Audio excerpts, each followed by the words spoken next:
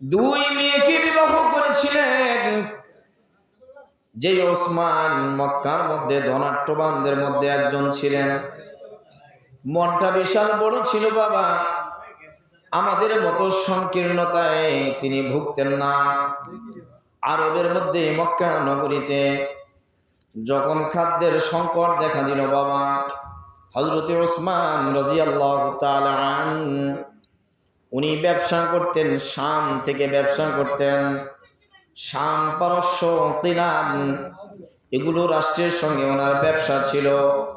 খাদ্য সেখান থেকে নিয়ে নিজের দেশে মজুত করা হতো। দুর্ভিক্ষের কারণে মক্কা নগরীতে ধনাঢ্যবান ব্যক্তি যারা ছিলেন, বড় বড় ব্যবসায়িক যারা ছিলেন, সকলের ব্যবসার পুঁজিগুলো একেবারে শেষ হয়ে গেল, খাদ্যগুলো শেষ হয়ে গেল। হযরত ওসমান রাদিয়াল্লাহু তাআলা আনহু শত শত টন খাদ্যগুলো বাহির থেকে নিজের দেশের মধ্যে ঢুকালেন।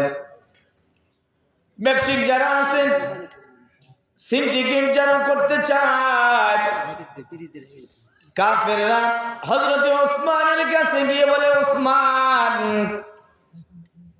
তুমি তো অনেকগুলো খাদ্য নিয়ে এসেছো, বর্তমানে আমাদের বাংলাদেশে পেঁয়াজ এবং রসুনের দাম যতটা বেশি, সারের দাম তো হু হু করে বেড়েই যাচ্ছে মনে হয়, কি বলেন আপনারা? না কমে যাচ্ছে? সারের দাম তো বেড়েই যাচ্ছে, বেড়েই যাচ্ছে। পেঁয়াজ সম্ভবত 10,000 টাকা মূল্য গেছে, বিছন পেঁয়াজ নাকি? আল্লাহ আল্লাহ, এগুলোর দাম বাড়ছে। মক্কা নগরীতে তদানীন্তন সময়ে খেজুরটা ছিল আসল খাবার। এখনো মক্কা মদিনায় গেলে বাবা খেজুরের অভাব নাই। এত খেজুর, এত খেজুর, এত খেজুর।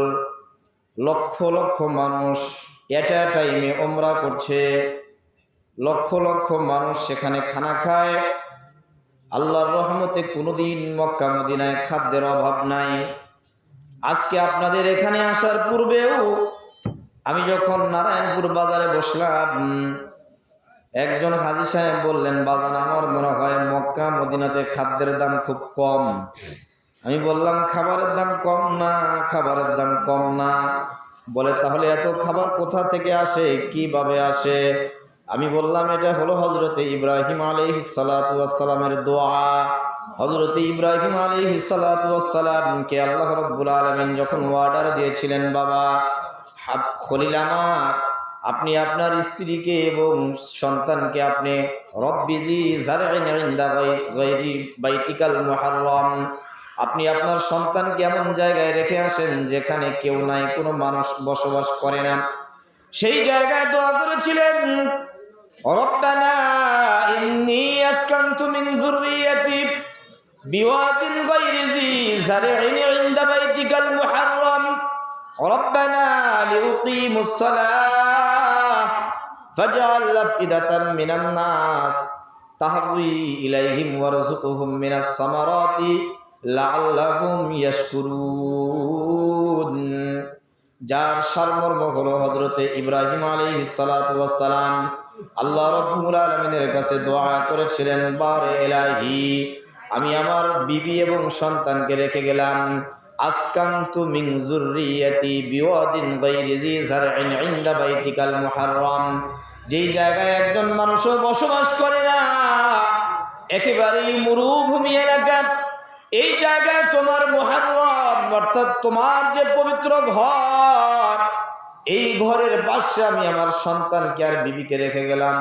রব্বানা লিউকিমুস সালাহ, আল্লাহ তারা যেন নামাজ আদায় করতে পারে, ফাজআল আফইদাতাম মিনান নাস, তাদের দ্বারা যেন মানুষের উপকার হয়, ওয়ারযুকহুম মিনাস সামারাত, আর তারা যেন রিজিক পায় ফলমূল দ্বারা, ফলমূল দ্বারা।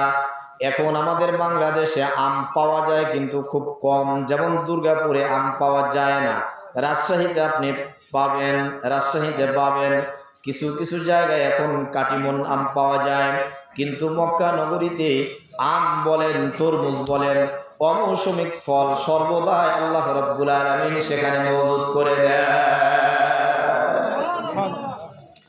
এটা হলো হযরত ইব্রাহিম আলাইহিস সালাতু ওয়াস সালামের দোয়া। কথা লম্বা হয়ে যাবে, আমি সেই দিকে যাব না। হযরত ইব্রাহিম আলাইহিস সালাতু ওয়াস সালামের দোয়ার বরকতে কিয়ামতের আগ মুহূর্ত পর্যন্ত আল্লাহ তাআলা মক্কা মদিনায় খাবারের অভাব দিবেন না। জোরে বলেন না সুবহানাল্লাহ। হযরত ওসমান রাদিয়াল্লাহু তাআলা আনহু হাজার হাজার টন খাদ্যগুলো যখন মক্কায় মজুদ করলেন,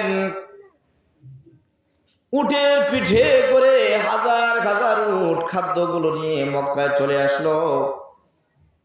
কোনো ব্যবসায়ীর কাছে কোনো খাদ্য নাই। মনে করেন খেজুর 300 টাকা কেজি, খাদ্য কারোর কাছে না থাকার কারণে খেজুর এখন 800 টাকা কেজি হয়ে গিয়েছে। এরপরেও বড় বড় ব্যবসায়ীরা চিন্তা করলো, আমরা যদি এখন 800 টাকা কেজি খেজুর কিনি, এটা 1600 টাকা বা 3 আসতে 2400 টাকা হিসাবেও বিক্রি করতে পারবো, কোনো অসুবিধা হবে না।